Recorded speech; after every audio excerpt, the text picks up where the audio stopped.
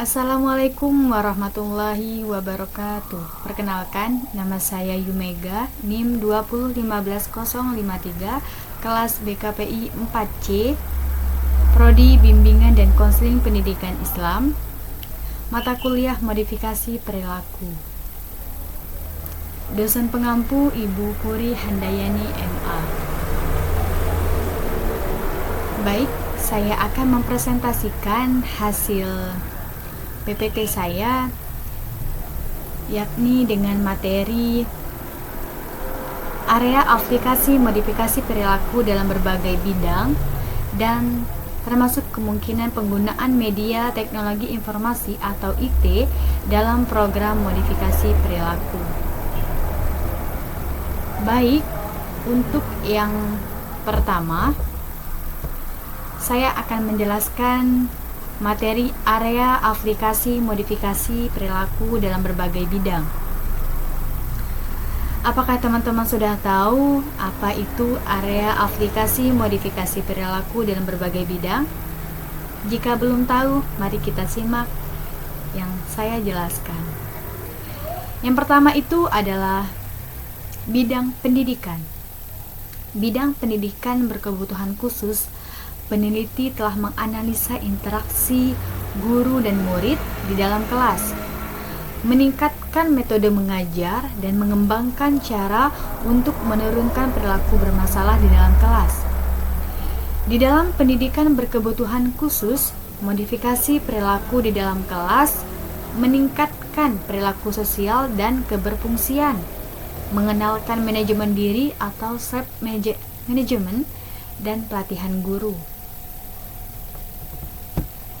Yang selanjutnya yaitu adalah psikologi klinis.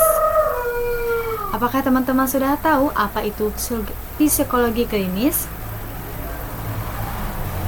Psikologi klinis dalam prinsip psikologi digunakan untuk menolong orang dengan masalah pribadi.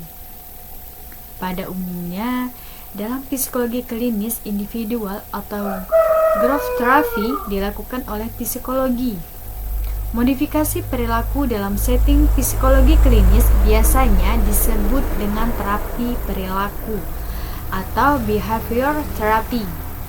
Misalnya, mengatasi fobia, mengurangi gejala PTSD, gangguan somatoform. Yang ketiga yaitu adalah gangguan perkembangan. Di dalam gangguan perkembangan penelitian mengenai modifikasi perilaku paling banyak dikembangkan dalam area ini. Orang dengan disabilitas biasanya mempunyai perilaku keberkurangan atau yang disebut dengan defisit yang serius. Modifikasi perilaku digunakan untuk mengajari berbagai kemampuan atau skill dalam bahasa asingnya ya, untuk mengatasi keberkurangan mereka. Yang selanjutnya itu adalah psikologi komunitas. Teman-teman harus tahu bahwa di dalam modifikasi perilaku itu ada bidang psikologi komunitas. Di dalam psikologi komunitas telah intervensi perilaku didesain untuk mengatur perilaku banyak orang atau masyarakat. Bisa masyarakat di daerah sekitar kita, bisa di daerah sekitar orang lain, seperti itu. Untuk apa? Dia itu adalah untuk meningkatkan kesejahteraan bersama.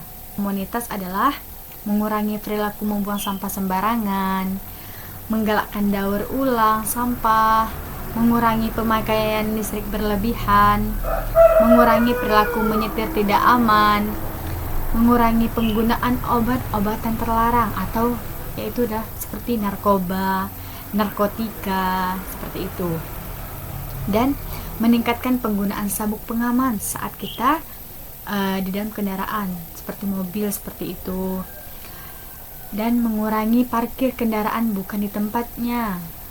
Dan mengurangi perilaku kebut-kebutan di jalan. Ya, seperti itu. Yang selanjutnya yaitu adalah self management.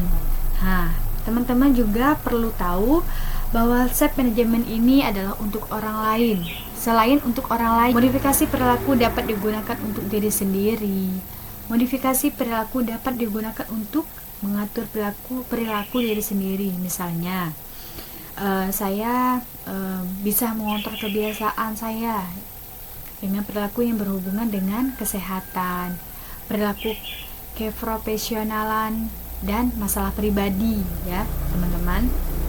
Dan self management dan permasalahan pribadi, banyak orang yang ingin merubah dirinya sendiri. Nah, selanjutnya itu adalah rehabilitasi.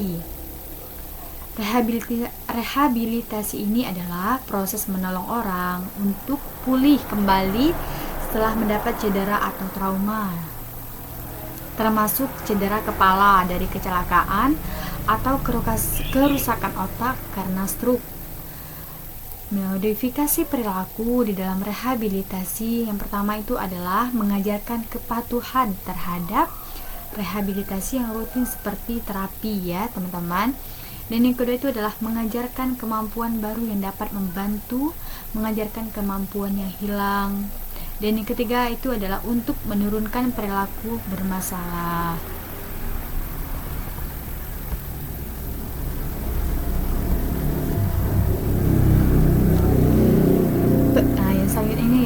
Yang selanjutnya ya ini adalah perilaku yang berhubungan dengan kesehatan. Ini adalah sangat-sangat penting di dalam bidang modifikasi perilaku. Itu adalah perilaku yang berhubungan dengan kesehatan.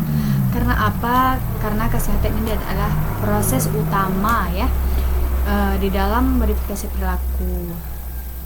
Modifikasi perilaku digunakan untuk membentuk perilaku yang sehat, untuk meningkatkan gaya hidup sehat seperti olahraga dan pola makan dan menu yang sehat, serta mengurangi perilaku yang tidak sehat seperti merokok, drinking, dan makan yang berlebihan.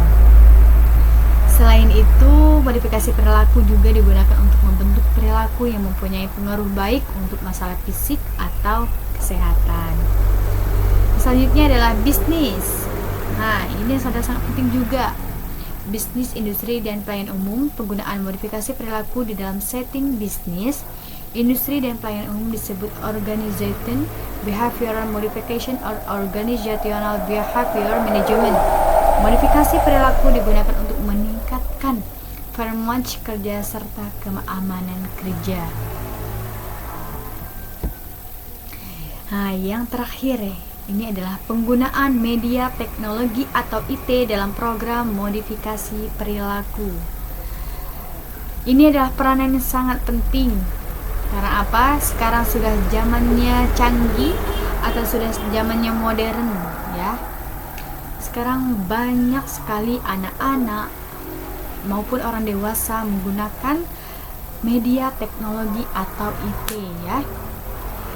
Baik, di sini saya akan menjelaskan bagaimana cara penggunaan media teknologi atau IT dalam program modifikasi perilaku. Penggunaan media teknologi informasi berkembang sedemikian pesat dengan tujuan agar dapat mempermudah kinerja manusia dalam mengolah data. Teknologi informasi atau yang kita kenal dengan singkatan IT atau dalam bahasa asing Information Technology atau disingkat IT merupakan sebuah teknologi yang terkait dalam pengolahan informasi. Pada perkembangannya, teknologi informasi telah memiliki peran yang sangat penting pada bidang manajemen dalam mengambil keputusan. Penggunaan media teknologi informasi dalam program modifikasi perilaku dapat dilakukannya proses intervensi. Sudah terlihat bahwa perilaku kecanduan gadget pada subjek sudah mulai berkurang dan dapat dibatasi. Hal tersebut didukung oleh lingkungan yang membantu klien untuk bermain bersama subjek. Subjek menjadi melupakan gadgetnya sama sekali. Setelah dilakukannya intervensi, peneliti menjanjikan akan memberi subjek hadiah tambahan untuk legonya jika subjek mampu mempertahankan perilaku yang sudah termasuk atau bahkan menghilangkan kecanduan gadgetnya, teman-teman. Baik, hanya itu yang dapat saya sampaikan. Semoga bisa bermanfaat untuk kita semua. Jika saya ada salah kata, saya mohon maaf. Kepada Allah saya mohon ampun. Saya akhiri, billahi taufiq wal hidayah. Wassalamualaikum warahmatullahi wabarakatuh. Terima kasih.